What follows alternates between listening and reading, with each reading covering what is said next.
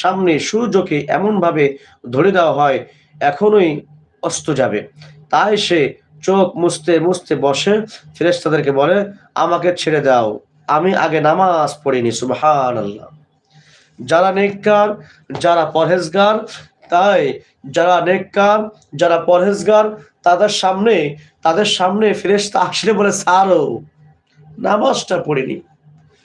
এই যে তিরমিজি শরীফের যে একটা হাদিস পড়লাম, ইবনে মাজায়ও আছে হাদিসটা, ইবনে মাজা শরীফ থেকে যে হাদিসটা পড়লাম, দেখেন কেমন একটা ভালোবাসা, কেমন একটা উৎফুল্ল হৃদয়, যে নেককাররা বলে, এই আপন জন না, কেন ওই ফেরেশতা তো খেদমত করবে, এই লোকটা নেককার লোকটা মারা যাবে, ফেরেশতারই তো খেদমত করবে, তাই না?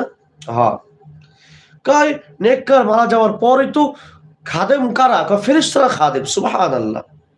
তা খাদেমদের তো বলতেই পারে, ছাড়ো তো, ছাড়ো। রাসূলুল্লাহ সাল্লাল্লাহু আলাইহি ওয়াসাল্লাম বলেন, কয় নেককারদের কাছে যখন ফেরেশতা আসে, নেককার বলে, এই ছাড়ো, আগে নামাজটা পড়ে নি, আগে নামাজটা পড়িনি।